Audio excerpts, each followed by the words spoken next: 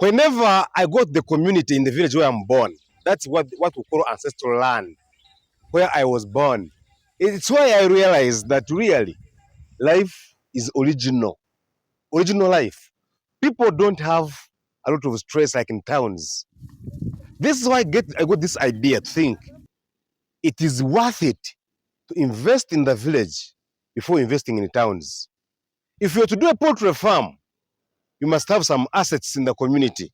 And in this video, I'm going to share with you why you must have some assets in the village before you invest in poultry farming, especially in the urban setup.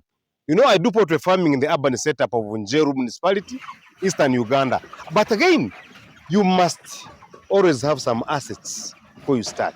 So stick around. Let's take a short break. We shall be right back with the details.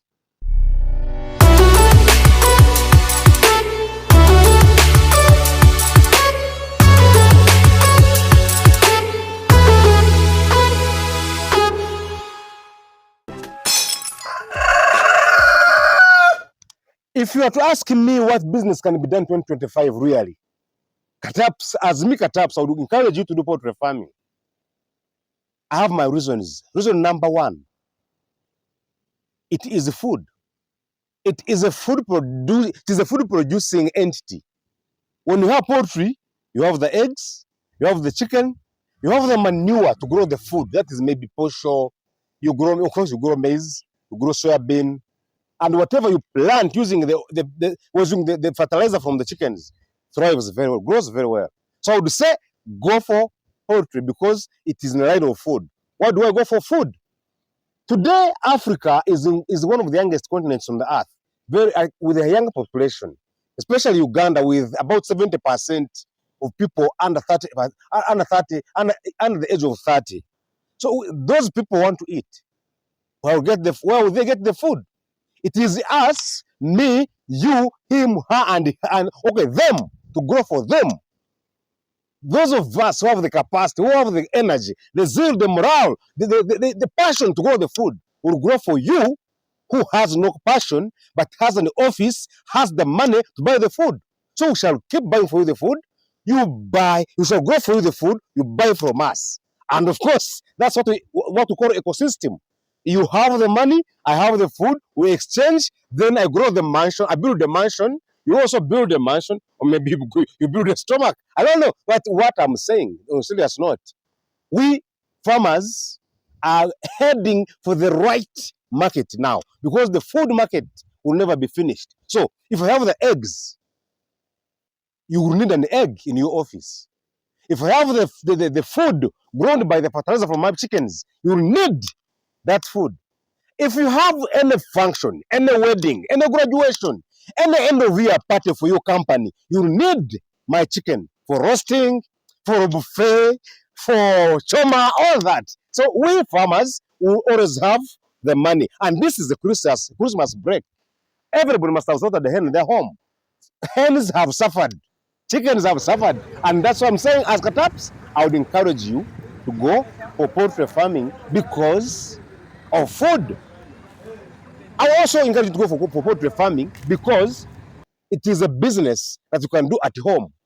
It is a business that you can do alongside your business, other businesses, alongside your job, alongside your other things you do. So poultry farming is not for the retired, not for the lazy, not for the poor, not for the young. It's for everyone.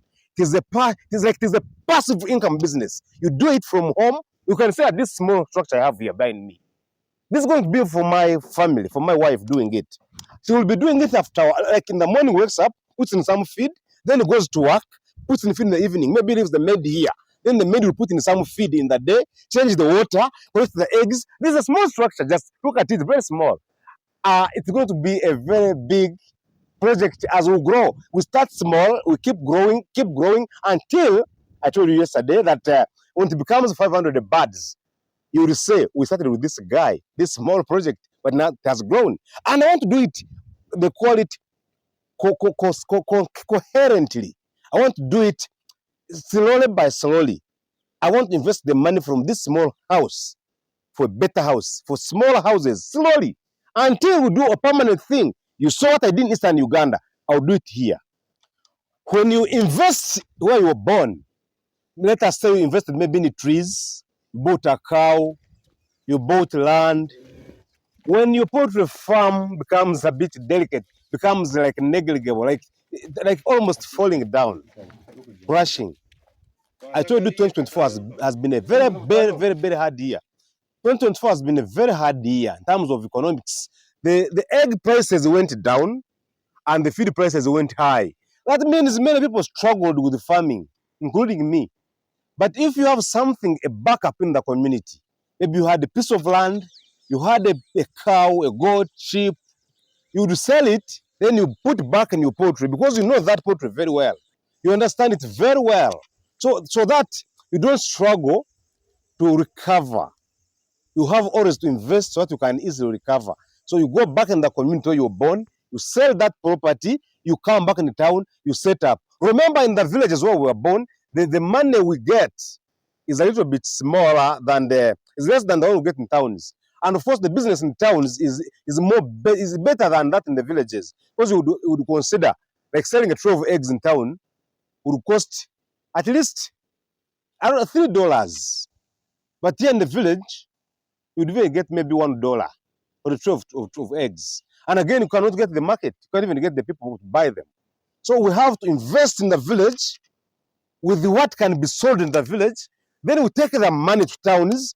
We invest in what can be taken by the people in town, and then we get rich. In the town, people buy food.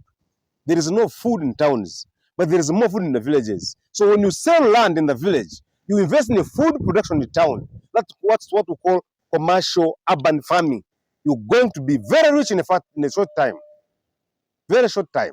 It is said that if you want to get an idea, go to where there is a joint drinking center, drinking point, especially if you're from Africa, if you're from Uganda, is what we call Amarwa, Ajono, maybe Omramba for the Bachiga, Ajono for Eastern Ugandans, then it's called Ebutia in Northern Karamoja, part of Uganda. That one, when they are drinking it, they gather together, they sit around, they drink as men, they drink as a community. Such groups usually have great ideas. The idea that you can never disqualify. You know, when you want to do a business and you go to such groups, those groups will give you the best ideas for your venture.